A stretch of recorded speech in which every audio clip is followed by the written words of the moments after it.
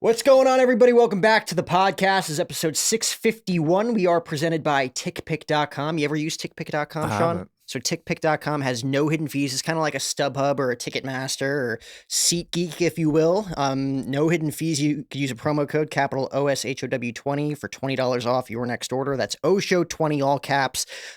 Big stuff going on. We have WrestleMania weekend. If you're a WWE fan out in Los Angeles at SoFi Stadium, I'm going to that immediately after this interview. Okay. Headed to Los Angeles for that. A lot of big stuff there. Obviously, basketball season, the NBA playoffs right around the corner. It was opening day for Major League Baseball today. So a lot of big things happening, guys. Get your tickets over at tickpick.com. We're also brought to you by Snap Lifestyle. If you've ever had one of these, they are incredible. You could use them for, energy, John Malotz, obviously. I've had one. Energy. They have the sleep one where they have a hint of melatonin. You could use the website www.osnap.com/Jack O'Hara to get a little bit of a discount. So head on over to that website now. I'm done rambling about my ads though. Sean Kelly, welcome to the program, man. What's up, guys? I Pleasure. appreciate you coming on. NFT Master. You own a few. You've acquired a few. You have your own podcast now, which hopefully by the time this comes out is with Blue Wire, Yep, which would maybe. be really cool. We'll see. Which is really cool. I think everybody, and I mean everybody, should get into the podcast space, no matter what space you're in. Yeah. It's easy marketing. It's the best marketing I've ever seen. I've done a lot of different types of marketing, so I'll agree with you on that one. Like, what other types of marketing did you decide before podcasting? Because it's easy with podcasts just to make clips for social media and everything like that. So but what I've done else? it all, man. I started with guerrilla marketing when I was broke, just doing whatever I could. I've done social media marketing. I've done actual paid marketing with Facebook ads, with Instagram ads. I've done influencer marketing. But in terms of like spending time to get X results, podcasts, by far the best. Mm-hmm. Oh, yeah. I think you mentioned paying for ads, too, because I've been there, too. A lot of people have. Some people are like, oh, I never did it. I'm like, wow, like, lucky you, because it's difficult. But Yeah. what do you think about paying ads looking back at it now? Now that you don't have to do it, it's kind of like, it kind of bulks everything up, but at the same time, it's like, Yeah. it's not real. It's interesting. I mean, back then, like 5 years ago, it was almost like you could run any ad and make an ROI. Yeah. And then it just got a lot more competitive. So it got to the point where you weren't even profiting off the front end and you had to make the money on the back end. And that's where it got sort of hard and risky. So I don't run any now, but Oh, yeah. There's a lot of money invested into that, too. For sure. So Chibi Dinos is the NFT that most people will know you for. Jersey Champs, too. Yeah. How, like, again, right before we came on, I'm like, I know little to nothing about this space. Yeah. There's a lot of people who know a lot about it. You've found most of your success. It's changed your life, this space, right? Yeah. Why get into NFTs? Like, was it because you just saw the potential in it? Like, were you early on in the game when it came to NFTs? Because for an average person like me, I first heard of an NFT maybe like 2 years ago. Yeah. That's pretty early, actually. Really? Yeah. I mean, I got into it about 3 years ago, which was very early. And then before that, I was doing e-commerce, Jersey Champs. The NFT space is actually how I made my first million. And I was in it through Top Shot early on, NBA Top Shot. Have you heard of that? Yep. Yeah. So you know how like everyone made fun of that? That's when That's I got usually it. what happens. That's usually what happens, right? So everyone makes fun of it. That usually means you're either onto something or you're just supposed to be getting made fun of. But luckily for me, I guess I was onto something with NFTs and it just panned out. And I saw what Gary Vee did with VeeFriends and I'm like, yeah, I need to start my own project. And if I waited a year, I wouldn't have made the amount of money or connections I made. That's the other thing. Like, you need to hit, like, timing is everything, especially with NFTs. Yeah. And with anything, honestly, with trends, with business, timing is important. Like, how much did you invest into some of these early on? How many failures did you have before you kind of hit it? So Top Shot was actually a pretty big failure. I probably lost 200 or 300 grand on it, but I learned about the NFT space, made some cool connections, learned about digital collectibles, and then I invested about 100,000 into launching Chibi Dinos, which generated 2.4 million in revenue. So a lot of that was profit, and then I reinvested it back into the company. What do you think makes a successful NFT project? These days, it's a lot harder. Back when I launched, I mean, if you just had a following and you had dope art, you could have sold out and made $1 million. I know Really? plenty of people that did that, 18-year-olds, 15-year-olds, young people doing Oh it. my God. So that's what I mean about the timing. These days, you really need some sort of value or else you're not making $1 million, $2 million. Because it's big now. And Yeah. everybody sees the potential now. I Or mean- 2 years ago when people were making fun of you, they're like, oh shit. Yeah, I mean, you Yeah. saw the Nelk Boys. They made $20 million in like 10 minutes with their NFT. Mm-hmm. So if you have a brand, definitely makes it a lot easier. Oh yeah. Don't tell me success can't happen overnight. That's a lot of money in 10 minutes for them. It's all profit too. That's the crazy part because That's the art is crazy. so cheap to make, and it's the highest profit margins I've ever seen in any industry. How old are you? I'm 26. 26? How early on did you kinda, because obviously on the finance side with NFTs, I feel like you were already knowledgeable about all of this stuff. Like, you kinda had all your ducks in a row and, like, knew what moves to make. I dabbled in stocks, never made too much, dabbled in crypto, didn't make too much at first, but I think I attribute most of it to timing and just connections, my network. Mhm. Just being in the right place at the right time and knowing the right people. And you guys were interviewing, Gary Brecka today before here. We That's a did. big name that everybody knows. And that's one thing I wanna touch on is manifestation. So when I started my podcast, I made a list of people that I'm gonna get on. He was the first one on that list. Really? I have Dana White, I have Joe Rogan, Mark Cuban. So what you'll see over the next few years is all these people will be coming on, and that's something anyone can do no matter where they're at in life, Mhm. just manifest stuff. And for those of you listening that just heard him talk, he just said, "When those people come on." When? Yeah. Not like, "Oh, I'd love to have them on, and if I get the opportunity," you're like, "No, they're coming on one day." Mhm. Dana White, easy. Yeah. You already have the connection through Gary. Yeah. Joe Rogan does a ton of podcasts. He doesn't do like the national broadcast late night shows, but I feel like he I does have a podcasts. strategy for him, and here's the strategy I used to get Gary, right? Because reaching out to him directly would have been hard, and most people probably can't do that. So you want to interview someone that's part of his company first, right? So I reached out to his wife, Sage.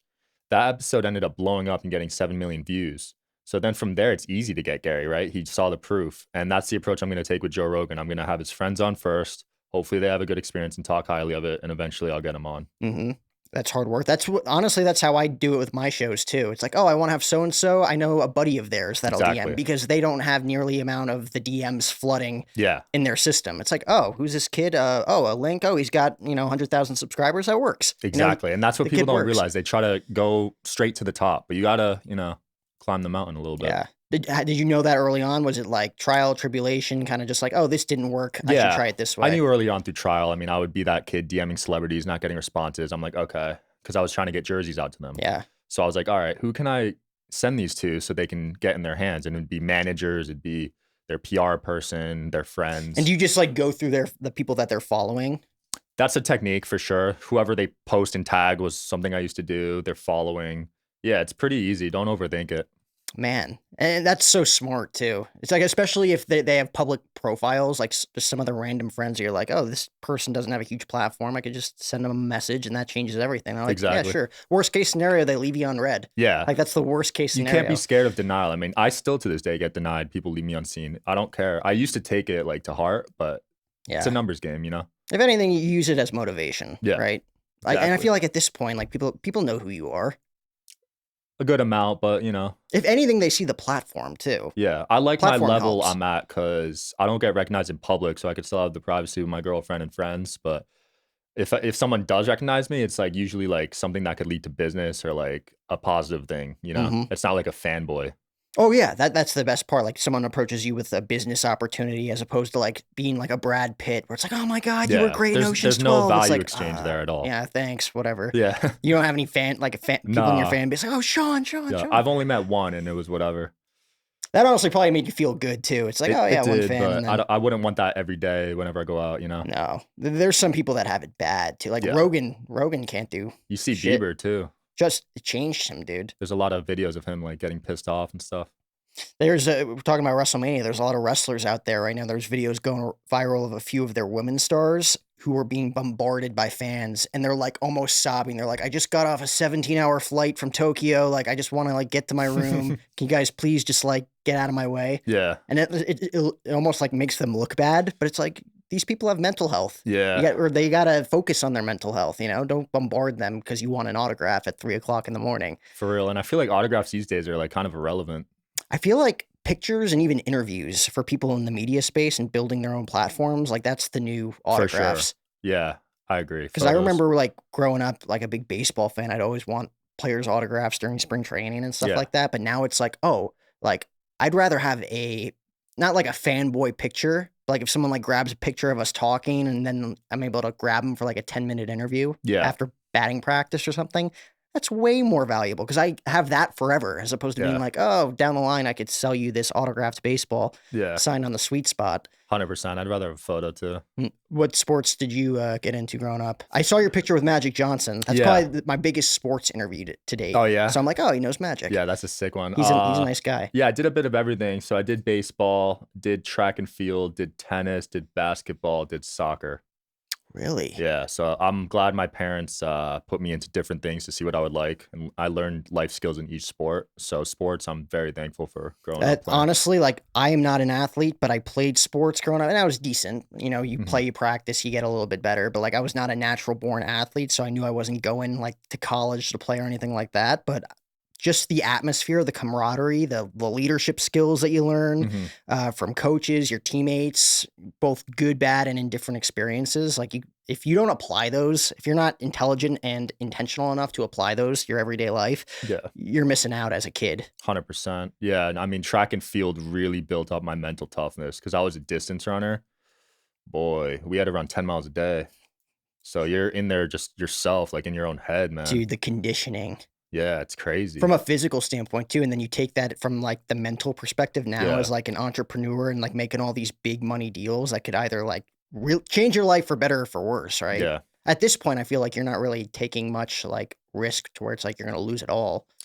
Have you? I'm pretty risky actually. You'd be Really? surprised. I mean, I I mean, I know definitely you have to be, but it's yeah. like, are you gonna put, like, all your I wouldn't eggs in put one all, basket? but like a good example is like the Celsius bankruptcy, right? I put a lot of money into that. I Really? put 1 million into that, Really? which wasn't everything, but you know, I still take some big risks, which I probably shouldn't be at the level I'm at, but I just love to take risks. I don't Sets know. your It's hard to soul on explain. fire? You're Yeah. just I Cause I love don't that. feel like I have a purpose if I'm not risking stuff, you know? Mhm. No, I mean, that keeps you going. Yeah, That wakes you up in the I morning. don't like to be coasting. I want to be uncomfortable and put myself in situations like that. So who are like some of your mentors that you could say like who are in their 30s, 40s, 50s? Because in the space that you're in NFTs, it's new to a lot of people. You know, Yeah, at very least, people can kind of like give you advice, be like, "Oh, I went bankrupt when I was your age after making a ton of money," like the David Meltzers of the world. right. You know, someone who lost it all multiple times and Yeah. had to get it back. Right? There's probably people who have told you like, just be careful, Sean. Like you're 26. These are the years where you gotta like narrow it down and, like, build Yeah. up your bank account. Don't waste all of it. Yeah, 100%. It's changed over the years as I've leveled up. At first, when I was in college and I was broke, it was definitely the normal people like Gary Vee, all those big YouTubers back then, like Patrick Bet David, Yeah. Ed Milet. But once I started leveling up, it's definitely changed. Now it's sort of like people you wouldn't even know that are worth like 9 figures, and they just kind of coach me behind the scenes. But it's definitely important to have a mentor that you could just go to. Mhm. That honestly, from what I've experienced and the people I've met, the biggest people that you can learn from aren't the people on social media, which is Agreed. crazy, right? Yeah. You meet people at, like, business seminars or masterminds and stuff like that where I'm like, "Oh, I've never met you before, but you're the smartest guy I've ever met." Yeah. It's always those guys behind the scenes that Because 'Cause they're are just like, "I don't care about social media. Why do I yeah. need it? Why Yeah, do I he need to literally market doesn't have myself? social media. I already have everything I need." Yeah. Yeah, he's Right? worth 100 mil and he doesn't have any social media. Mhm. That's the best place to be. Like you said, you're kinda like mid-famous where, like, people won't recognize you in public, but you still have, you know, everything else that comes with it. Yeah. Like, they have everything that comes with fame and glory or whatever the hell you wanna call it, but they can literally just coast and Yeah. invest in whatever they want to, live their life freely from anything. 100%. Yeah, it's a balance. Some people like the fame, some people prefer the money. I'm probably more on the money side if I had to Yeah. choose. Were you always an entrepreneur? Like, always had that mindset? For sure, Was there yeah. any other, like, dream you had growing up? I mean, when I was super young, it was astronaut, but that's just because I didn't know anything, like in Still cool. You could first still grade. I mean, there's a lot of people who could become astronauts these I think days. I'm too tall, actually. Is that a requirement like, a requirement to be a certain They height? might have changed it by now, but I'm 6'5", and I feel like there was a height thing back then. I guess. I don't know any of the regulations, but Yeah, I don't know why that would we'll be a fact check that, but yeah, no, I definitely had it since I was a kid because I was selling candy in, like, 5th grade. That's what a lot of people say. It's like, "Oh, did you have the entrepreneurial mindset?" It's like, "Oh, yeah, I was buying $30 worth of Halloween candy. I made, like, $120 by the end of the night back." I'm like, "Oh, wow. I wish I was that Yeah. smart." Yeah, even on Halloween, I mean, I would go out with a pillow sack, and I would just calculate how many houses I could hit and start sprinting. I wouldn't even go with friends because 'cause I'd wanna get the most candy. So I just feel like I always had that mindset. Man, you have to be 5'11" at that's the highest That's the highest. highest height you can be Yeah, to be so an I still can't astronaut. be one. That's So I ridiculous. can't go to space, or can I? Is that a different rule? Dude, if Jeff Bezos can go to space, I feel like anybody with the right Yeah, finances there's can already go to been like space. 600 people that went, I think. So you just need Well, how money. tall is Elon Musk? He I seems think he's a tall, tall right? Did he guy. go? He's definitely not 5'11". I'm sure he did. Yeah, he With seems all the like work he does, seems like a 6'2", 6'3" type of guy. Elon Musk. I'd be really disappointed if we found out he was like 5'8", because I look up to that man. Both figuratively and literally, right?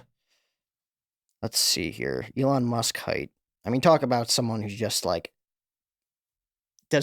takes no prisoners, right? Yeah, Like that's the those goat. are the types of like Dana White too, man. Dana White for sure. Dana White, I always said, is the only guy who publicly promoted his fandom of Donald Trump during his He was the only presidency. one. You're right. Elon's 6'2". So Oh, yeah. I was right. Yeah, Yeah. so you Yeah. can I go. really respected Dana for that because no one stepped up, and he was the only one. So Literally. like, that's And hard to do. Mariano Rivera, Yankees closer. That's I it. didn't know that, but Yeah. And he's like a heavy Christian, well respected. He got a lot of a lot of hate. a lot of hate for that. Yeah, I he mean, was very it's controversial whatever. back then. But now I feel like you can talk about him and you won't get canceled as much. No. Well, with politics, you never know these days. Yeah. And especially like I want to talk to you about AI because I Yeah. know you're probably big into that space too, given how much it's launched off over the last couple of months. Obviously, there's been years on years on years of developing this stuff, and now everybody's kind of seeing it. hmm But I was telling someone the other day with politicians, it's like they're going to be able to use AI for everything if they haven't been using it already for years to come, right? Right. Like this could really change the game in media It's for gonna better change or the for game, worse. dude. I met one kid at a conference. His AI can predict famines. That's not real, really. Yeah, so he'll go on Twitter. The AI will see if there's thousands of tweets about issues in this specific part of the world, and it will be able to predict if there's a famine or not. That's scary. Yeah, I mean, it That's could be used insane. for good and for bad, for sure. Oh, I mean, there's going to be so many people who can use AI because I went to journalism school. So it's like you can use it for broadcasts and broadcast reels to make you look good. It's like, oh, I said everything very deliberately and articulated everything nicely on camera, but really I was looking at a screen, a teleprompter, and I just put my face there in Yeah, post edit, right? yeah, Like that's kind of scary, but like for politicians to use that, we've already seen all the fake Donald Trump getting arrested. getting Yeah, arrested yeah, pictures, I right? And saw they that. look so real. Yeah, They look hilarious, but they also look really real. yeah, it's gonna be an interesting thing to see how they battle against it, I guess. And you had someone on your podcast I was listening to talking about the marketing side of AI too, or you can just generate your target audience, Yeah, which is a very hard thing to do for a lot of people on social media. Just like yep, for an example, people making random reels, like you might get 7 million on one reel, you might get 230 on the next. And you're like, yeah. what the hell is going on? What's wrong with the algorithm, right? Or like now you can actually target the exact people you want to look at this stuff, and it's going to generate you millions upon millions. That'd be sick because that's how my TikTok is. I either get millions or like 5K. Hmm. There's literally no in between. So if there's an AI that can help with that, that'd be sick. I think that's where it's going. Yeah. And I think that's going to be a massive game changer for so many content creators in a world where content creation is so freaking saturated. hmm Like there's so many good, I mean, there's a lot of bad ones, right? And everything gets lost in the mix and the shuffle, but there's a lot of good content creators out there that really don't get their due at all, that haven't popped off. I agree. Yeah. I like going on my like IG Reels feed or my TikTok or YouTube Shorts just to see what's trending and learn from those and implement them into my content. And then I'll find gems in the rough for sure. People Mhm. that have like 500 likes that are making really good content. Yeah. So you right off the bat, I feel like knew, okay, that didn't work. Let me try this. This is working. And then you take note of it and then Yeah. you understand the algorithm better and how it works. Yeah, I like to see. I mean, mine's catered to me, so it's like basketball stuff, health stuff, business stuff. But it definitely is interesting to see which ones get like millions of views, and then see how I can incorporate that into my content. And when did you start creating content per se? And then minus the podcast, So ironically, the podcast was my first real content endeavor. really. So about 2 months ago, I went all in, and then I started a food show right after that. So Oh, really? every week we'll review a new restaurant in Vegas. That's really cool. Yeah, it's There's a fun. lot of amazing restaurants out here Dude, I too. just had one last week. It might be top 5 on my list now. Which one? Salt and Spoon. Salt and Spoon's really good, dude. Dude. I really like that place. So good. Oh, man, that's actually a really cool project. Yeah, it's fun and it's good content. I mean, Good win-win. content. There's so many people that can relate to it. Yeah. Everybody in the world can relate to That's it. why Keith Lee blew up. Have you seen that dude? Is he a chef or is he just like a reviewer? Reviewer. Okay.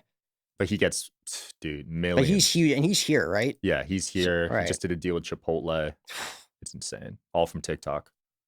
It's insane. Like the amount of content creators, like you don't need to be a part of a broadcast television network anymore to Mhm. make a big deal like Right. that. That's probably what they taught you in college, right? Oh yeah. That's Yeah. all. That's literally, it's been the last 2 or 3 years of me just kind of unlearning everything. So would you say going to college was worth it for you? I think the experience is worth it. So I Okay. grew up in New Jersey. Same. Other side. Oh, did you? Where Yeah. at? Bridgewater. Oh, no way. I'm from Chester, Mendham, Long Valley, Hackettstown, Okay, I've been to Chester. Morristown. That's a rich town, right? Chester, yeah. I'm like 25 minutes from you. Yeah, I played Look the at that, man. basketball team. That's funny. What year were you? I graduated in 2017, High school or college? high school. Okay. Morris Catholic High School in Denville. Nice. I graduated in 2015. No way. No Yeah. shit, man. That's Look crazy. at that. I didn't even know that going into this. Yeah. That's awesome. crazy. Literally 25 minutes from you. Yeah. But what were you saying? College? Yeah, college I think is worth for the experience, not the curriculum. hmm You know, the curriculum is one thing, do what you must, get by. I barely got by, but I'm like West Coast, palm trees, baseball, Christian culture. It kind of had everything that I didn't really have growing up. And it was a completely different experience, which brought out a completely different side of me. I came into college in 2017, total introvert, didn't like talking to people. 7 years later, here we You are. have a podcast. Here we are, 651 episodes into a podcast, and then now I can't shut up, right? Now Crazy. I just ask question after question after question to people. Yeah. So it like brought out a different side of me. And I think like, let's say like you and I have kids in the future who are like, oh, I want to go to college. And they're like, I want to go to UNLV. It's like, you're not going to UNLV. Like you already live here, you know, if you decide to still live here. Where it's like, for me, it's like, oh, I would want to go to like ASU or UNLV, any local college. It's like, no, if you want to go to NYU, like Boston College, I'm all for that because that's a different experience. You know, for me, it's about getting out there and finding new people, different cultures, and actually Yeah. going out and finding what you don't already know in the world. I But love that. the curriculum, no. Yeah. No, I agree with that. Traveling changed my perspective on a lot of things in life. And I'm glad I did it at an early age. I started traveling the world in high school. And I feel like a lot of people don't even leave the country or even their state until after college. Really. But like, it changed my perspective on life. Yeah. My parents are one of those, like, God bless them. My dad's been trying to get out for years, but my mom, like, born and raised in Jersey, her mother born and raised in Jersey, their mother born and raised in Jersey. Like, nobody ever leaves the East Coast, especially, Right. you know, like Jersey, Boston, New York. Yeah. People thought I was crazy when I left. You're right about that. People in Jersey don't leave. It took me 3 years to convince my parents to let me go to Arizona. Wow. I mean, I was going anyways, but like, Yeah. they're like, no, let's look at Florida. Yeah. You know, they didn't want me going too far, and I was able to convince them, and it was like the best decision I ever made in my life. Jersey's a good state for families, but not for entrepreneurship. Well, there's so much negativity, dude. A lot. People are just flat out rude. Dude, I got made fun of. I mean, kids thought I was weird. I am weird, but like, kids were just Weird is good, dude. Yeah. If you're different, that means you're cool. Yeah, I don't like people that aren't weird. Actually, they're faking being normal. There's a lot of weird people that just try to fit in, Yeah, right? And that that doesn't was work. me in high school. Yeah, but I don't like people that are like that because they're not actually being themselves. You know what I mean? hmm Like, what can you like easily see that from people, or is it just like people just trying to act a certain way, like everybody else in the clique is acting? I can see it because people will act to me differently than normal people, so it's easy for me to spot if they're not being themselves. Yeah. And my girlfriend's really good at reading people. Within 2 minutes, she'll know if someone's good or bad. Really? And then you Yeah. can just turn on or turn off just like that. It's like, Yeah, oh, they're she's gonna never get the good me. It's like, oh, nice to yeah, meet you. she's never been wrong about someone, so I just trust whatever she says at this point. How long have you guys been together? 6 years. Oh, so she from Jersey? Yeah, we No met way. in Jersey. And then you guys both came out here. We came to LA, hated it with a passion, and then drove here from LA. We got mesmerized by all the hotels and just stayed at the MGM for a month looking for a house. Really? Dude, Yeah. that's awesome. Yeah. I've always said Vegas, like people are always coming in and out of Vegas. So like starting a podcast, you could book anybody. Oh, yeah. You just got to know their schedules, and you are someone who's very insightful and knows when people are Yeah. coming into town, who to connect with. Yeah. Like I have a few connectors out here that's like, oh, John Fogerty's in town. Oh, Chad Kroger from Nickelback's in town. You want to get him? It's like, yeah, sure, why not? Yeah, that's Absolutely. awesome. So I it's need like people like that. you need people to connect Yeah. you who are like, oh, It's good though, for real, because the UFC fights, you got all the conferences. We have the Ryan Garcia boxing fight coming up, so That's there's right. always big people coming. That's right. And Gary Brecka today, that's a good one, dude. Like I Huge. just see so much of his content. Like Bro. you guys were saying, what, like 60 years old? Yeah, I'll put in a good word for you. He's a great guy. I got you. I think he was on Brad Lee's show, and Brad's inner circle I'm kind of connected with. So Yeah. I've been trying to like work that. So it's Yeah. like there's just so many big names out here, and if you have the right platform and the right reputation, like you said, it like you know right off the bat whether someone's real or whether someone's just faking it. Yeah. After you've seen so many people, been to so many events, it's very easy to spot fakers and people actually doing it. Hmm. How many like do you recommend mastermind events? I went to one last. I went to John Malott's last weekend. Yeah, how was and that? I thought it was the best mastermind I ever went to, only because it was 25, 30 people tops. Yeah. So it was very intimate. So I actually got to speak with everybody That's there, awesome. and meet everybody there, and actually build future like collaborations with everybody Yeah. there, as opposed to it being like a Grant Cardone thing where like 10,000 people are Right. there. I wanted to go to that one badly, The actually. one with Brady and Wahlberg and Yeah, all yeah. of them. No, I agree. The smaller the better, usually, to be honest. Hmm. Like I keep my events to like a couple hundred people max, but once it gets to the thousands, it's just hard to find the right people you need to be in touch with, you know? Hmm. So Yeah. yeah, I like the smaller rooms, but masterminds, dude, you'll see. You're gonna go on the 20 people you just met. You're gonna do business with down the road. You're gonna make money with them. There's a lot of value. It's crazy. Like every single day, it's like, oh, how's it going? Just checking in. Like, oh, wow. You don't get that with a lot of, because there's some business seminars where you're talking to someone and then you just see them like peek over your shoulder looking for like the next big person Yeah. to talk to. And I'm like, what the fuck, Yeah. man?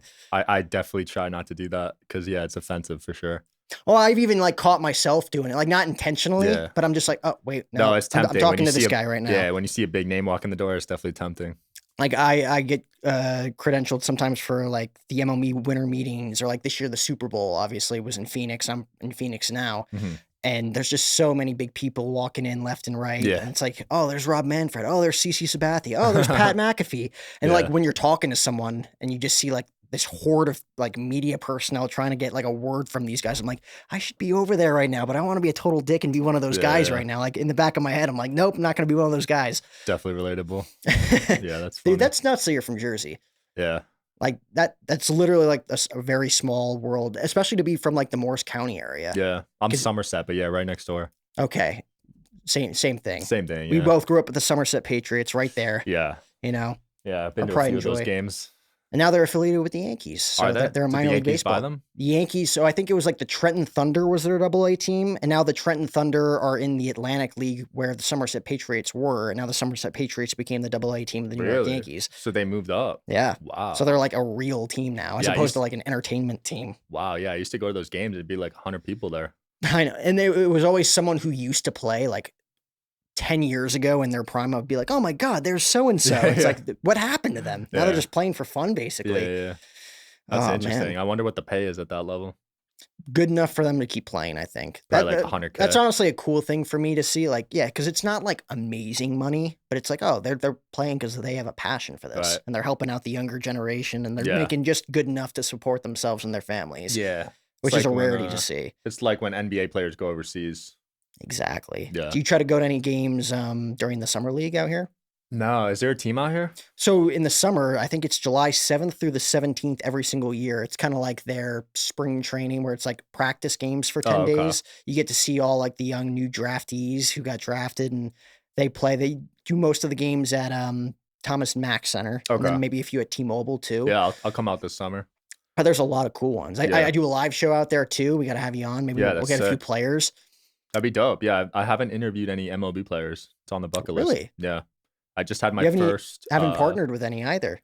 Haven't partnered with any. Yeah, I just had NFL. I want to do NBA next and probably MLB after that. NBA, I feel like will be very easy in Yeah. this space. Once the summer starts, I think, yeah, because the summer league's here. So, I mean, I could just hit up everyone here. Exactly. So it's like the NBA to me, and the NFL for the most part, but the NBA, everybody's looking to partner and collaborate with content creators and people Yeah. in cool spaces. I noticed a lot of NBA players are starting pods now, like Patrick Beverley just started one, Paul George, Draymond has his, Hmm. Matt Barnes has his. Who was it? Was Draymond Green that had his that he was doing like in the midst of the NBA Yo, finals, that right? shit was hilarious. Which I thought was great publicity for him. Yeah, You know, after there was a every lot of game. people that gave him a lot of shit for it. It's like you shouldn't be doing that. Like, and as a player and as a teammate, I'm sure there was a lot of people who kind Yeah. of took it the wrong way. If But I like was his teammate, I probably wouldn't have wanted it. like Stephen Curry, Stephen Curry, or like even Steve Kerr. It's probably just like, dude, come on. Yeah. He's I mean, kind he of like was the modern day Dennis Rodman. dude, it was funny because he'd literally after every playoff game, he would just give his thoughts on the game and what they're gonna do to get, like beat them next game. It's like, okay, there's Just a freebie. Yeah, there's a game. But Freebie they for the still freebie for the Boston Celtics, and they still they lost. still lost, which was even more impressive that he did that. So would you say basketball is kind of like your number one fandom? Football? To watch or play. Watch. Watch? Yeah, basketball. Yeah. Yeah. What about who's your football team? I don't watch, but it used to be the Giants when I lived in Jersey. Yeah. You too? Cowboys. Oh, you were that kid? I was a degenerate. So you got hated in high school. I was a degenerate. I was a Jets fan for like a year during like that whole Mark Sanchez, Rex Ryan era, where they were actually I good. almost converted during that era. That was a fun era. For like a year, and then I don't know why or I do know why. I got in a fight with my dad when I was like 10 years old, and the Cowboys beat the Giants at MetLife, game-winning field goal, and he like lost his mind watching the game. I'm like, I'm a Cowboy fan now, and I've been a Cowboy fan ever since. We just lost Zeke. The Jets are gonna. You lost Zeke? Yeah, they cut him. What? To save money. So what team's he on now? He's a free agent right now, which is crazy to me because I thought he was like one of the top 5, top 10 running backs in the league. He was. Like, I don't know what happened. Still, I don't know if he's maybe he's injury ridden now. I know he used to be. Wow, that's crazy. I mean that tells us how much we watch right now and how in tune we are. But like, I was kind of shocked. I'm like, oh wow, him and Dak were like 1 and 2. They're in the new Romo and Des Bryant there for a while, and now he's got no weapons. But now the Jets are going to get Aaron Rodgers. I heard. Hopefully. I don't know if that's. Cross your fingers. I don't know. He's pretty old now. We'll see though. It's still good marketing and merchandising for the Jets for at least a year or two, you know? So do you think the teams make their money back just off the jersey sales and the licensing deals they get from signing these huge players? I think that's like 80% of it. Got it. Obviously, like, because that's like the full year revenue when it comes to merchandise, hats, jerseys, sweatshirts, all the authentic team wear. Obviously, concessions during the season, everything else like endorsements, Bud Light, Miller Lite. I think Miller Lite's the big one for the Cowboys out at AT&T. They got the dealership with Ford too. Yeah, I'd say around 85% of it is from merchandise. So if they give a player $100 million, they're actually going to make that money back. Yeah.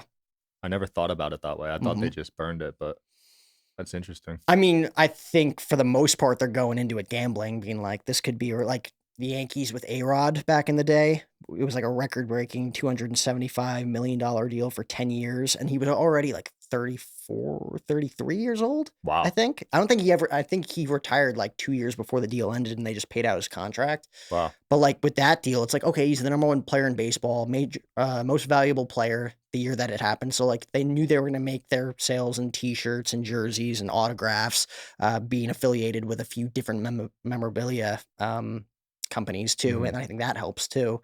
And now in this generation with players starting their own podcasts and stuff, like if let's say John Boy Media, which is big on the East Coast in New York and New Jersey, because they're affiliated now with the Yankees. The Yankees took a chance on them. Now they pay their network to put out content, which has never been done before by any major league network, especially like a sophisticated empire like the New York Yankees, right? Yeah. Where like now they're going to be making money off of content creators, let alone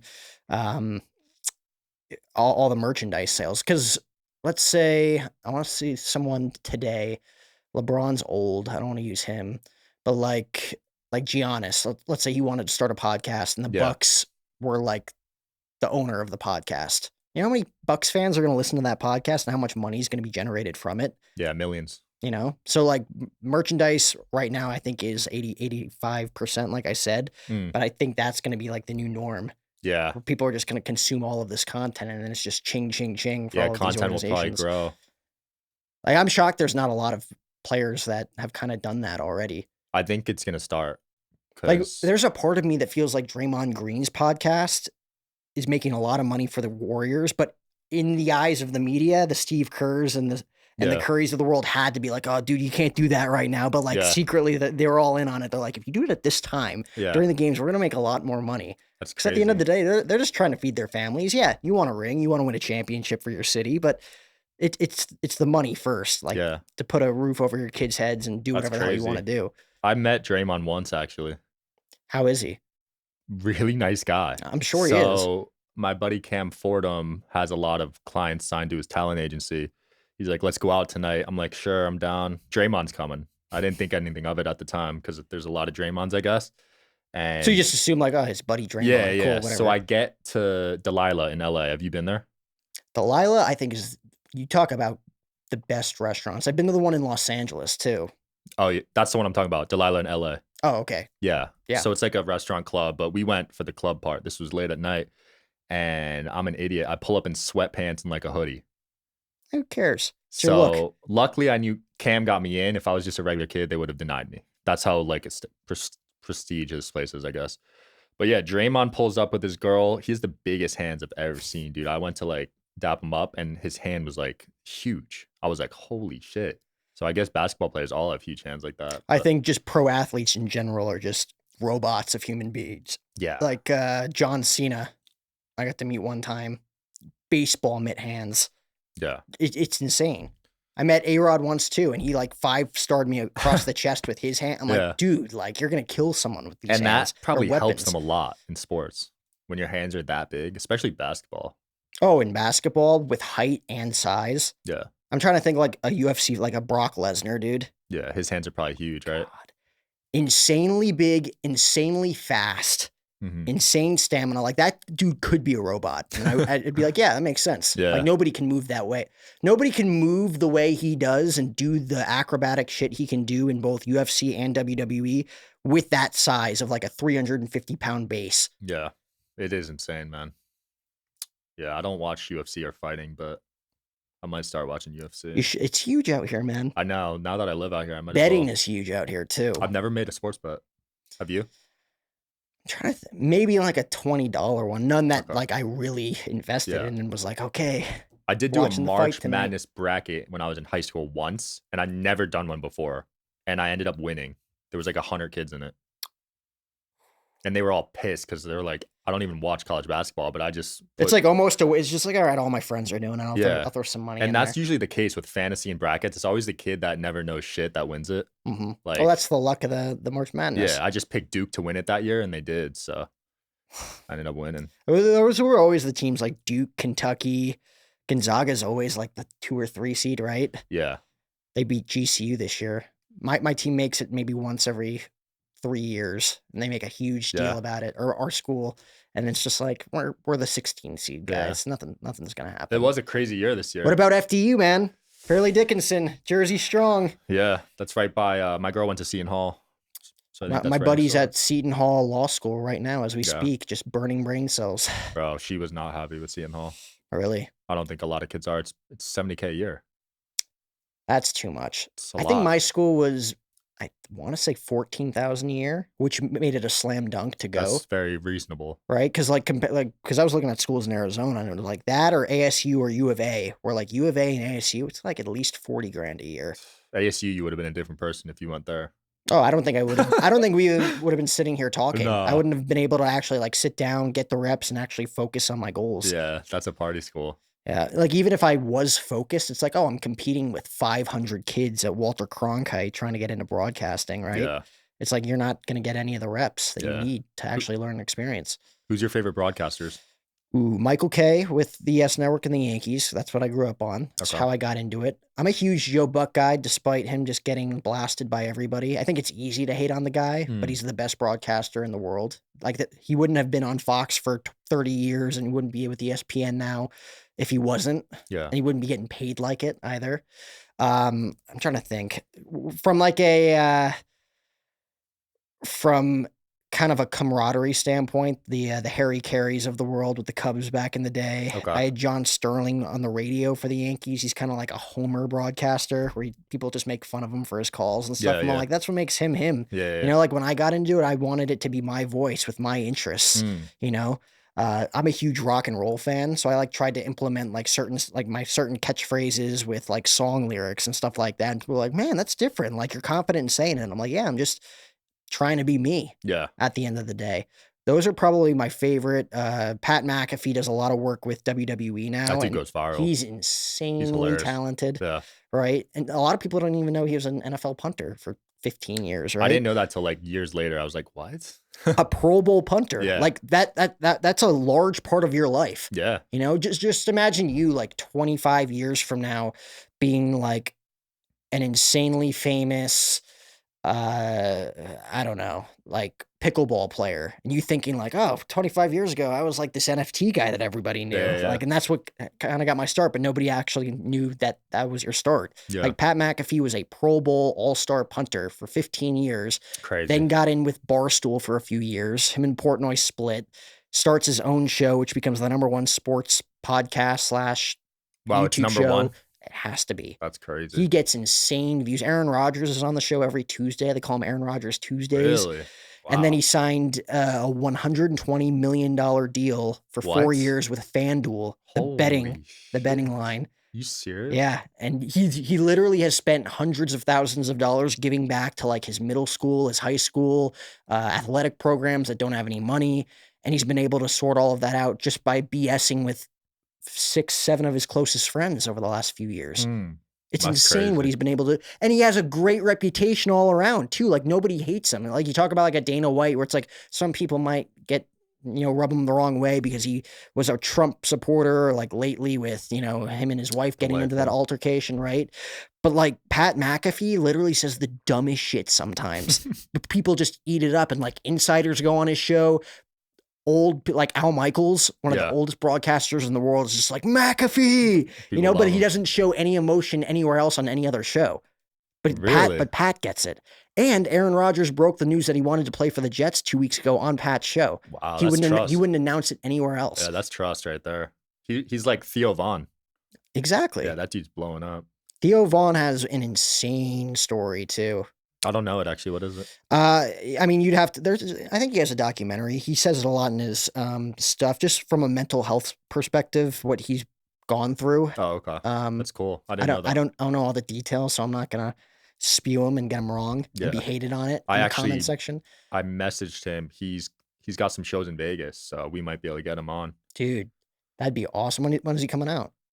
It's either next month or June, but soon. I mean, they're always rolling through Vegas too. Since is he LA based or is he Nashville? He's Nashville. Yeah, I was Only gonna dude I say. know that lives there, other than my friend Because I remember him and Caleb Presley.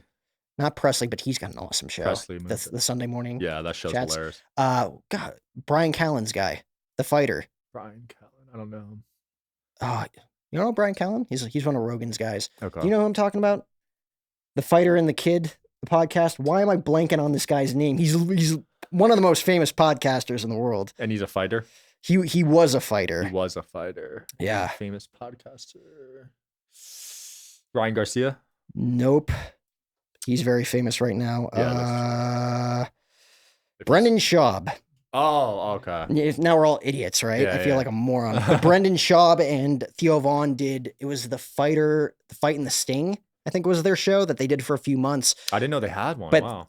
Theo was going back and forth from Nashville to LA, LA to Nashville, That's a and far eventually he's like, mental health wise, I need to take care of myself, and they couldn't do it anymore. That flight would cause mental damage at that rate of weekly. I mean, when I do it once a year, I'm like pissed. It was like a 6-7 hour flight. Yeah. So imagine that weekly. Like, Yeah, dude. nah, I visit Jersey once a year. I can't like do a it more than 5-hour twice. flight. Yeah. It's too I long, can't do man. it. It's Too long of a flight for such a mediocre experience, yeah. right? And I'm 6'5". How tall are you? 5'11". Okay. So you're pretty tall. My driver's license says 6 foot. Okay. That is an important thing girls take note of, right? 6 Oh feet. yeah, on the driver's license, Yeah. right? They want you to be above 6, I heard. That was easy for you then, Yeah. man. What for you? Kind of, talking about coming from East Coast, going to the West Coast, kind of finding yourself out here? I mean, I'm sure you always knew yourself, but like you were able to find success out here. Yeah. Like, what do you say for people kind of like looking to find their niche per se, who feel stuck in that Yeah. regard? So the biggest thing for me was changing the environment. So like we said earlier, Jersey's pretty toxic in terms of entrepreneurship. So no one around there is going to support you, basically. So you got to find a group of people that will support you. And for me, it was easier in like a big city like Vegas or LA or any bigger city where entrepreneurship is more accepted. Because I'm from like a suburb in Jersey where like there's no entrepreneurs. So like Hmm. kids used to make fun of me selling candy in high school. They thought I was Yeah, weird and stuff. So that's important, and then it's all about the timing. So you gotta like right now, AI's hot. If you got in early, you would have made millions. There's still maybe potentially some time, but it's all about being there at the right place, right time. When the pandemic started, I was selling masks. really. Yeah, I sold $15 million of masks to hospitals and governments, a couple of states, couple counties. Sold some to NYU University. So I'm good at connecting the dots. I think that's a big skill of mine that took me a while to develop because you need a good network. But once How you, many masks did you buy? Like invest in? so here's the thing, right? I drop shipped everything. So Nice, the answer is zero. So nice. I didn't take any financial risk. And at the time, I didn't even have money. I was living in an apartment in Piscataway, New Jersey, living, off 50K a year. So I didn't have money to buy masks. And I'm glad I didn't because a lot of people I know that bought masks ended up getting stuck with them once the pandemic ended, Yeah. and lost millions. So Mhm. Oh my god, I that's why I asked. I'm like, "Man, if you made that much selling them, I wonder how much he invested in them." But that's actually really yeah. smart. Yeah, drop shipping is a cool model. That's how a lot of people that I'm friends with made their first six figures. Because when you're in high school and college, you don't have money, and there's not many businesses where you don't have to risk money to make money, Mhm. and that's one of them where you can. Do you obviously, you and I are alike in the sense of, like, we don't understand working a 9 to 5 job and making 40 to 50K a year. Or if we did understand it, we don't wanna understand it now. Mhm. Why do you think some people are just okay with that? Yeah, that's a good question. I'm not sure. I just felt like even when I was a kid, I was telling myself I didn't want a 9 to 5. I just would see how upset and miserable people were. And Yeah. I was like, I don't want that for myself. You know what I mean? But some people are happy with their 9 to 5. So props to them. But I think there's a certain mindset that certain people have that they're not happy doing it. Yeah. I I th I mean, I was one of them, dude, a couple years ago working in, like, tech sales. Hmm. Like, good money, for sure. You work hard, it's there's a good incentive, Hmm. but it's still you're wasting, draining 50 hours a week Yeah. doing something that is at the end of the day, you're getting a piece of the pie for someone else that's getting the majority of it, like 90%, Yeah. people that started it, right? Like, you wanna do your own thing. Yeah, I'm not a fan of it. Even when I hire people, you could ask Mate, I don't have them clock in at 9 and clock out at 5. They Yeah, work whenever they want. I mean, because I know they'd be miserable if I had set hours for them. yeah.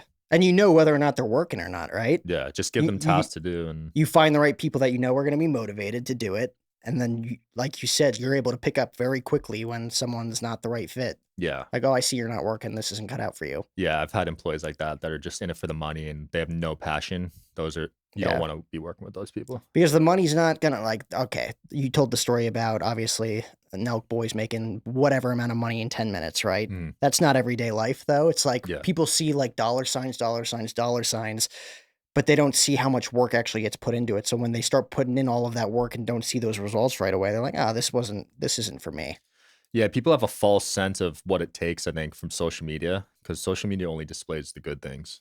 Mhm. I try to keep it real and show everything, even my losses, and I'm open about it. I told you I lost 1,000,000, like, a lot of people wouldn't admit that, but you gotta just be open and show every side of the world. I mean, it's not always positive. Mhm. That's how people learn is from either their own mistakes, which I think you learn from more importantly because you feel that personal sting. But Mhm, if you can learn from other people's mistakes, like you're open about it, Meltzer was open about it, Jordan mhm. Belfort's open about it, like Yeah. all these entrepreneurs are like, I lost almost everything, and here's how I gained it back.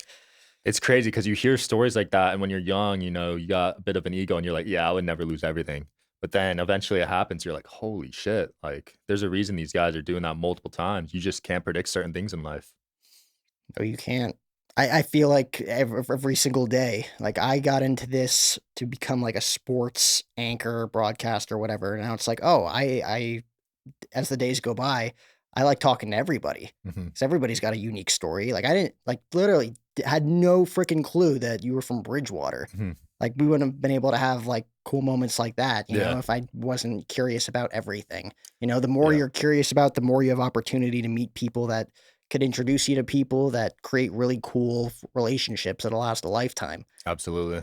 Yeah, I'm a big proponent of, relationships, and I take those seriously as well. Yeah. I mean, there's attitudes and personalities that you're gonna mesh well, you're not gonna mesh well with. Like I'll use a guy like Brad Lee. You see all Mhm. of his content, like that guy's in my eyes, obviously very confident, but I told someone this yesterday that knows the guy, very introverted. I heard that. Whereas a Gary Brecka or a Grant Cardone, high energy all the time. They're just like, "Hey, dude, what's up, man? Yeah. Let's get after it." But I they're heard equally as successful. I heard, he's very introverted. That surprised me because he's on my feed every day talking very Well, like I said, confidently. very confident guy, but like he's not going to go out of his way to talk to you unless you're providing value, I Yeah, think. and I could see that because I did see him at a conference, and he was alone on his phone, not really looking to talk to hmm people, so I could First see. time I met him, I kept talking. I'm just like, big fan, love your content. And he's just like nodding and nodding. I'm like, I got to say something that's going to impress him. I'm like, I do work with Blue Wire. He's like, oh, Blue Wire, that's a great studio. Yeah, I've done some. Like, oh, okay, finally. I like got him. I'm like, okay. Yeah. Like, you really got to like impress him to get That's a him to start good thing to talking. say about just anyone, like, you gotta find that line that will make them wanna talk to you. hmm That's a good skill to have. Like we at John Malot's event, we had a Spectacular Smith who does a lot of work with Usher. Mhm. And even him, I was just like trying to be like, yeah, do these podcasts. We'll love to have you on. I travel all over the place. He's just like, right on, right on. 'Cause he's done it all, right? Yeah. So it's like on that level, when you talk to someone on that level, like I'm sure today, even with Gary, it's just like you want to ask the right questions, but at the same Yeah. time, it's like you want to feel like you're not necessarily on the same level, but you don't want it to feel like you're like trying to like tug at his waist and be Yeah, like, yeah, hey, yeah. look at me. This is what I'm doing. And you're just like, yeah, whatever, kid. There's a balance for sure. Like it's Yeah. hard. It is. It's not easy. There's no and each person's different is the thing, so you gotta find out, like, the right level of how to come at them. I feel like in business, especially, like we've both met Magic. Mhm. He's a great guy. Yeah, Like I feel like he could talk to anybody for and sure. be relatable to anybody.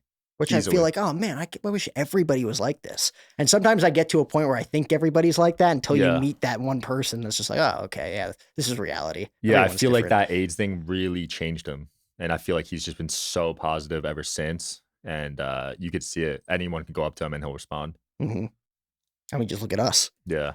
I What about mean, what about Floyd? Floyd is probably the opposite of Magic. Yeah, Yeah. I can He has, like, imagine. 10 bodyguards around him. I've played in 2 of his celebrity basketball games, and I haven't even talked to him. Like, he's super closed off, keeps his circle tight, which is respectable. Yeah, just a different lifestyle, I guess. Yeah. Well, I mean, he's been born and bred into it with his dad being in it for so many years and then being coached and becoming the greatest of all time, Mhm. both legitimately in the ring and then from the marketing side, doing what he's been doing with his money. Um, there's a few guys like that. I've heard Seth Meyers, the late night host, Mhm. he's one of those guys who's just like, even his employees, like we had a friend who worked as an intern for him. He's like, I never even met the guy. On my Mhm. last day of the internship, I got to take a picture with him. And he like didn't even say anything. That's Like he's crazy. just one of those people like you just don't hear from and he doesn't Yeah, interact with people. that's nuts. I Like heard The Rock unapproachable. is the opposite. The Rock I hear is like literally what you see on social media Yeah. from a lot of people. And I'd be disappointed if I met him one day and he And he wasn't wasn't, anything yeah. less than that. Yeah, yeah, same. There's some people who are just like all smiles on social media. You think like, Yeah. are they really maybe they're a real dick in real life. Yeah, that's why I was surprised when I heard he got in that fight with Vin Diesel. I was like, "Wow, that's Yeah, I mean, crazy." creative differences for like an insanely successful franchise like Fast and the Furious. I could see there being problems. Yeah, the stakes are high, you're right. People A lot of change money when there's money involved, involved. a lot Yeah, of ego involved. I mean, look at Vin Diesel and Dwayne The Rock Johnson too, right? that's true.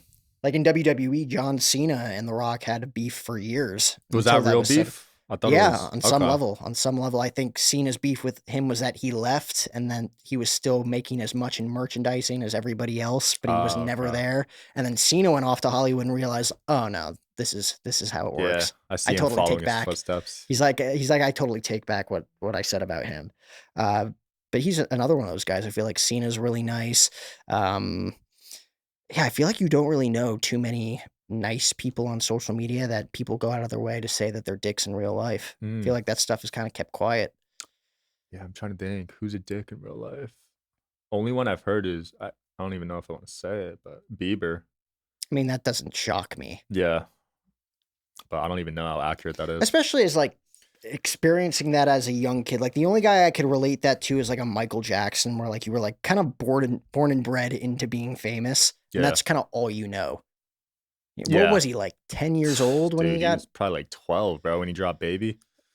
I mean, was that song we popping? we were what? You were like 7th grade, I was 5th grade, Yeah. something like Girls that. were obsessed with that song in my middle school. And the fact that he was able to evolve once he hit puberty and actually become a That really was good artist, impressive. that was I thought he'd be impressive. done after that song. Well, I feel like after the whole Baby era and like it wasn't even a teenage heartthrob, he was 12 years old. What was it? It was like the whole Love Yourself record. Oh, yeah. That was like a good 6, 7 years later though.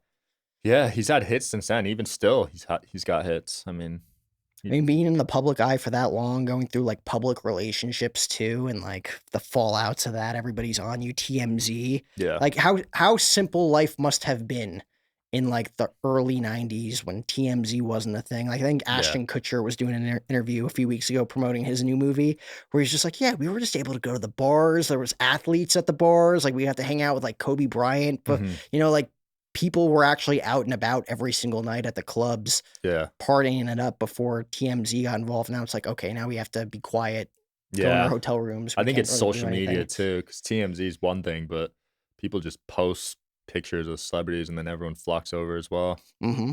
Without their consent too. Yeah, That's crazy. And yeah. now AI is gonna AI is gonna be able to AI is gonna ruin a predict. lot of lives. Yeah, they're gonna be able to predict when celebrities get their coffee. Like, it's gonna be crazy. How do you even gather data like that? If it has your credit card data and your location and everything, I mean, it will be able to predict what you do every day. It's gonna get that good. Besides from like the marketing aspect of it, because we were talking about like if we can generate our target audience and get millions upon trillions of views that way, absolutely beneficial for everyone involved, as Mhm. long as everybody's kind of getting like a cut of that pie. What else do you think is going to be beneficial for AI? Something that people wouldn't think about that you're already thinking about like 10 steps ahead, like we're going to make Mm. a lot of money because of this. Yeah, that's a good question. I mean, AI is basically just aggregating all this data and creating solutions to save people time or money. So that's gonna be used in every single industry. So it's just I mean, do you use any right now? Just for like social media, like editing clips and stuff, because like Okay. automated captions, it's just easier and Yeah, I've time seen saver, that one. money consumer. Yeah, you The imp only problem with that is that everybody's content looks the same, so you gotta right. kinda mix it That's up. why I tried that one and it looked so generic, so I just hired Yeah. a clips guy, but yeah, I've seen that one. There's one called podcastmarketing.ai. Yep. That one's sick. I use that one for my YouTube clips. There's one that makes thumbnails. You just type Oh, what you want on the really? thumbnail. So you could say deer smoking a joint in the desert, makes a photo. Is it really, like, cool, or is it Yeah, it's really good what app is quality. that? Forgot the name. I tell you, you remember it? Thumbnail.ai. Oh, that's simple enough. Yeah, I mean, there's a lot, man. There's one that's gonna start saving you money on legal bills, so it'll be able to do all the because lawyers do a lot of tedious work, and then they Yeah. charge you per hour. So them to just read a contract might be 400 an hour. Yep. Now an AI can read that, identify errors, and give your lawyer the summary. That's the other thing, like, there's gonna be a lot of people that are gonna lose jobs, especially, like, video editors, dude. Ooh, sorry, Mate. No, I'm just kidding. Well, given there's gonna be a lot of people like you that see, "Oh, it's all the same shit, I'm just gonna stick with my guys and make it look different." For There's basic content, yeah, For but if you basic need it, there's gonna be, like there's video editors that make a decent living, like, out of school, 50, 60, 70K a year, dude, I know some making 200. and AI might change that in the long Yeah. run. I mean, yeah, the basic ones are probably gonna get wiped out. You need to have some sort of talent with your video editing to that AI can't do to make you stand out. But he knows how hard it is. You know how time diligent some of this stuff is? Just one Yeah. video, one 60 Oh, second yeah. clip, how much time that could take? Yeah, how many hours does it take to edit the food reviews? Like 5? Jeez. Yeah, 5 hours just to edit a 2-minute restaurant review.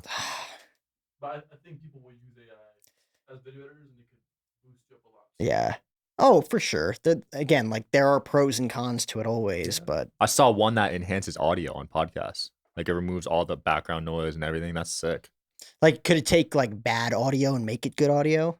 Like, if it's like muffed and scuffled audio, you Yeah, can make it I sound think real. it fixes that. Dude, that's gonna change a lot. Like, we were talking about politicians too. Yeah. It's like, oh, you could take like really shitty audio of someone Yeah. that could be used as blackmail and make it really good. AI is gonna start writing their speeches. I mean, they've probably been doing that for years. No, yeah, I can't they imagine. literally have people that write them. I learned this last year. I was like, what? I thought Trump wrote all his speeches. I was like, I wouldn't be shocked if he was like the one and only guy. It's like, oh, I already have something prepared. Like, no, Mr. Yeah. President, we're gonna prepare something for you. Yeah, he's probably the one exception to that, but most of them have it already written and they just say it. How crazy is that? With Biden, not crazy at all. With everybody else, yeah, definitely. Yeah. Like, and I'm not shocked at the same time because they got a lot on their plates. Yeah, that's true. They do have a lot. When are you heading back to Jersey? I'm going there in 2 weeks. Oh, really? Yeah. For what's the occasion? There's an NFT conference in New York, and I got some old buddies out there. Yeah. Making a trip of it, dude. That's That's what the I one do. thing about Jersey. We had Manhattan right around the corner. That was the one good thing we had, yeah. And then the dirty Jersey Shore, I guess. During certain parts of the year, July, August, it's a good part. We had a house in Avalon, New Jersey, South Jersey. Yep. See, that was the nicer part. Seaside was not nice. Avalon is where like all the old folk are. Like my grandparents had a house there, so we always vacationed down there, Yeah. and we kind of just stayed. And every time I'm down there, I'm like, it's pretty laxed over here, which is Yeah. nice. Yeah. But like, it's I not a like party scene Avalon. like a Wildwood or a Cape May. Yeah, or yeah. anything Avalon like was that. classy, man. It really is. We got the Princeton. That's about it. Princeton's beautiful. Their campus. I did a track camp there in the summer, and it's a nice campus. Yeah, Princeton's Ivy League, right? Yeah. Yeah, that whole area though, insanely nice. Nice, If you go yeah. down during Christmas too, they got the giant tree down there. Yeah. That's Do you that's ever miss crazy. Jersey? No. Yeah. Well, okay. No. I miss New York. I Okay. miss going to Yankee Stadium. Okay. I think I'm gonna go in June for like a 10-day period. We're gonna go New York/Boston trip. I had a buddy see that family. worked at the Yankees. Shout out to Ben. He would get me tickets, and yeah, it was always a fun time at the stadium. Dude, it's a blast. Real authentic fans. Yeah. Downtown, the Bronx, the Boogie Down. It's a good experience, It's a man. great And experience. the Rangers games, I was really impressed because I hate watching hockey on TV. Oh, dude, watching hockey in person, like Oh you don't my have to God. be a fan. Yeah, I loved It really it. gets your blood boiling. I was It's really so fun. hyped up, man. I grew up with the Devils, so it was like they sucked, but tickets were cheap, so we Yeah. get to sit like right by the ice. And I'm like, dude, people just beating each other up when Yeah, they get that's into fun. those fights. Yeah, I want to get out to a Vegas Knights game. I haven't gone yet. They're kind of like a commodity out here too, because they made the Stanley Cup their first year. Really? Yeah, and I don't think their tickets are that expensive. Now you have the Raiders are probably going to get an MLB expansion team in the I next few heard years MLB here. and NBA, right? And now F1, Formula One, is going to have a huge event Yeah, in I've never November. been to an F1, so I'm excited for that. I'm not a huge racing guy. NASCAR never really got into it, but they say Formula One's different. Okay, I'll check it out. Probably I was check gonna it go out. just to network, but I might even watch the race. Oh, there's gonna be so many entrepreneurs there just like Yeah. hanging out, Yeah, which is so crazy. Even like at our age, I'm 24, you're 26, so it's like we're already kind of in the mindset, and you're already succeeding in the mindset of just like knowing like, oh, that's so and so. Let me go talk to them, and yeah. you know how to connect with people. I mean, You you do always too, find bro. like a common thing that Yeah. oh yeah, and then you start a conversation and it snowballs. Yeah, I mean, you do too. You're 600 episodes in, so Yeah. you definitely know how to do it. You just know how to ramble, right? Yeah. You told me we wouldn't be able to do an hour. We're an hour and 3 minutes into this. Wow. So Yeah, I win. I don't think I've ever done an hour on someone's show because they always have like questions written out, and I'll bang through them in like 20, 30 minutes. Yeah. That's what I take pride in is that I don't ask or I don't have like bullet points. I know my guest beforehand, you know. Yeah. I wouldn't have reached out if I didn't know about you and So what you were. journalism school did pay out. A little bit. Okay. A little bit. I had to unlearn some things, but I took some pieces and made it my own. Okay. Right. But I appreciate you coming in. Absolutely. I it was a wanted to blast. reach the hour mark. Then I'm like, all right, now we're done. Yeah, we did it, man. Flew by. But you are at Sean Mike Kelly on social media. Sean Mike Kelly. Sean Mike Kelly, you have anything you're promoting right now that you want the people to know about? Just digital social hour. That's what I'm focused Digital on. social hour. You are 2 months into the thing, man. 2 And months I've already in. seen a ton of content from it. So So, I'm 89 episodes in 2 months, 2 months. dude, you're gonna be at 650 by like the end of the calendar year. One of my goals now is to pass your episode count. Yeah, with AI now, anything's possible. But this was episode 651 of the podcast, guys. Remember to check us out at osnap.com/Jack O'Hara. You've had some of this. It's incredible, right? Dude, I didn't take the full thing because after I saw how riled up he got, I got nervous. But yeah, The first time I had it was at one of his events. Had it on an empty stomach, and I think I had a panic attack like 5 exactly minutes because later. I was on an It's empty real energy. and I didn't want to take the full thing because I knew that would happen. So I took half and I still felt crazy. It's an amazing product, guys. Again, www.osnap.com/Jack O'Hara, episode 651 of the podcast with Sean Kelly. Thank you very much, sir. Peace.